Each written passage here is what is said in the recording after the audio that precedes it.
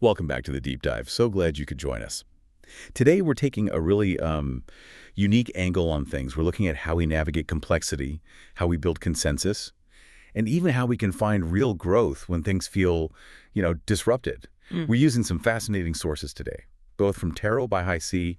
We've got their astrology of the day, looking at the energies for September 19th, 2025, and also their StoryScope of the day, which is a narrative sort of illustrating these exact themes. It's a cool pairing. Yeah, it really is. And our mission today really is to pull out some practical insights for you. How do we make better decisions? How do we genuinely understand different viewpoints? And, how do we find that harmony even when there's tension? It's about seeing conflict maybe transforming into creative collaboration. Exactly. This whole deep dive is about giving you tools for clarity, for collaboration, whether it's something personal you're dealing with or maybe a group dynamic. Okay, let's peel back the layers. Let's dive in. So we start with the astrology of the day for September 19th, 2025. And right away, it flags brief relationship tensions or conflicts. Yeah.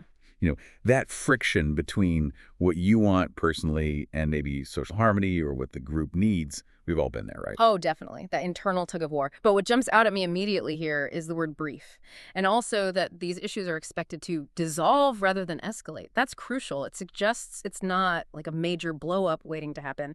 It's more like a temporary pressure point, something Yeah. that has a built-in path to resolution. Less struggle, more understanding eventually. That's a really helpful way to frame it. So instead of bracing for impact, maybe anticipate resolution. Like the friction is part of the process. Exactly. It's part of the flow. Okay. But it's not just relationships, is it? The Yeah. Force also mentions a sense of restlessness or unexpected disruptions to daily routines. So, spilling your coffee, plans changing suddenly. Maybe it's not just bad luck. Right. The source goes further. It suggests our minds are actually electrified with transformational support for changes that do emerge. And here's the key bit. These disruptions ultimately serve deeper growth purposes.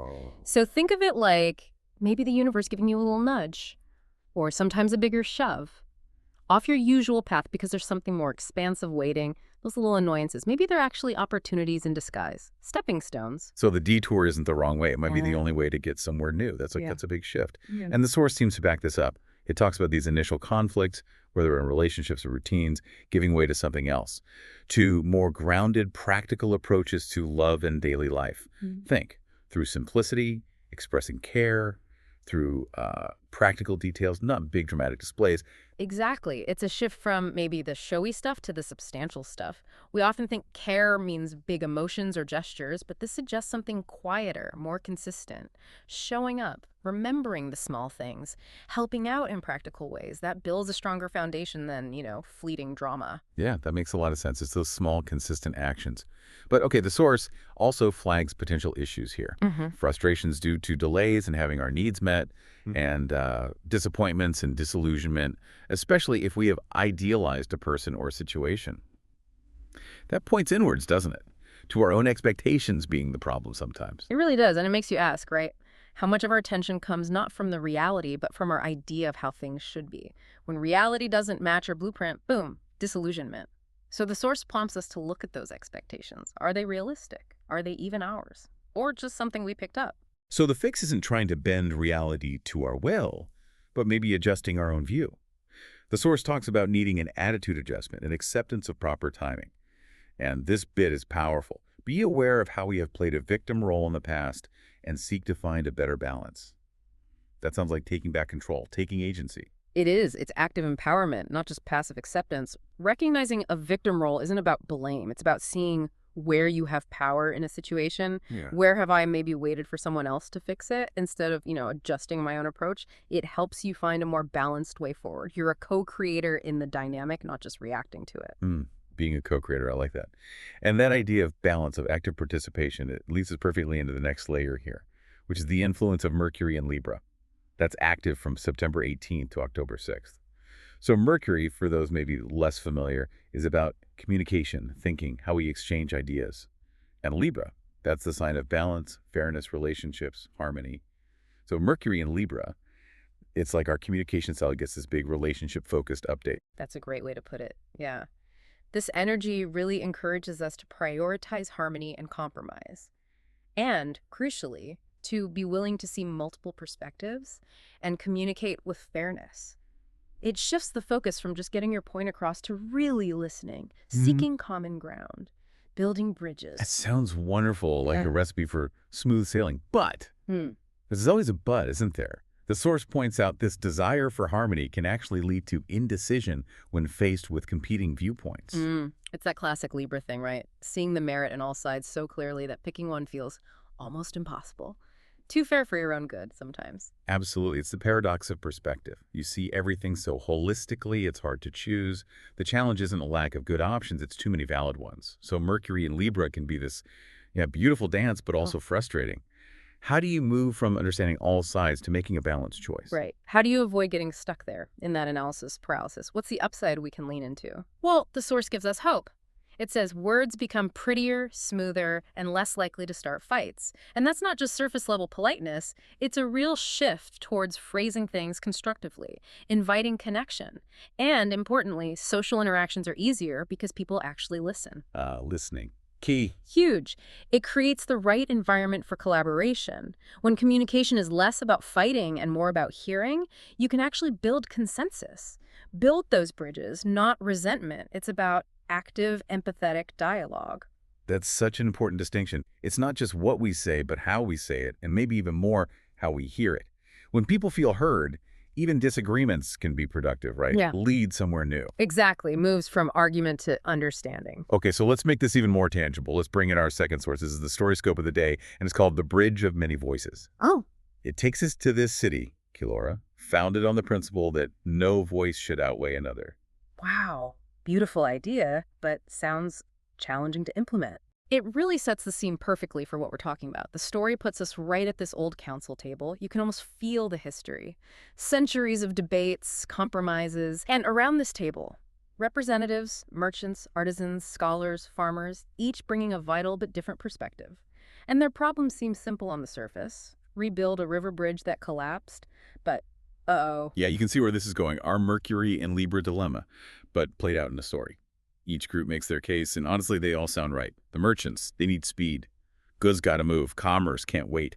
Makes sense. Artisans, they argue for beauty. The bridge should reflect the city's spirit. Also valid. Farmers, practicality, sturdiness, utility. For heavy loads, harvest. Can't argue with that. And the scholars, they're pushing for innovation. Build it better, stronger, learn from the past. Also smart. Precisely. And that's the genius here. No one is wrong. Each viewpoint is totally valid from its own perspective. But put them together. Conflict. Competing truths. It's that indecision born from too many good arguments. They're stuck. A harmonious stalemate, you could say. Enter the mediator, Elandra. And she's not there to rule, but to guide. Her power isn't authority, it's her words. Words that soothed rather than stung, phrasing that carried the rhythm of fairness. She doesn't shut anyone down. Instead, she repeated each perspective back in gentler tones, weaving together the threads of vision so no one felt dismissed. That's incredible active listening, creating safety. It's pure empathetic communication, right out of the Mercury and Libra playbook. Seeing all sides, Alondra gets it.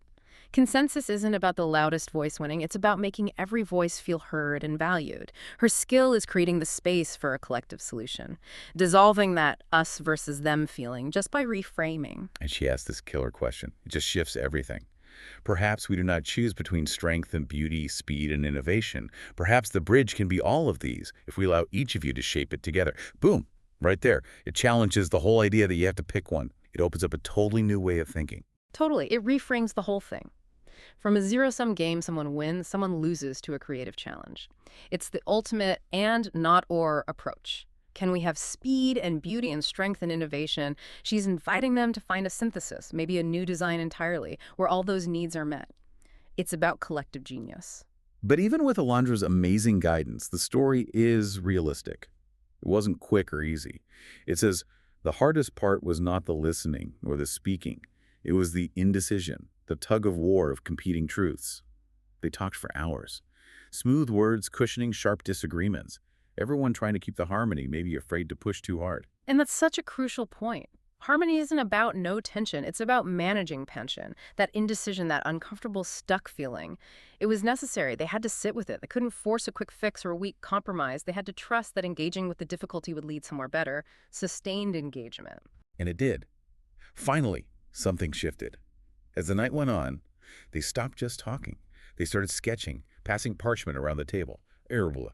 Those fragments, the merchant's wide arches, the artisan's carved reliefs, the farmer's need for sturdiness, the scholar's hidden supports, they started merging on paper, becoming a shared design. They were literally building it together. That sketching moment, it's so symbolic, isn't it? Moving from abstract debate to actual concrete collaboration, each group's core value found a place in a bigger picture.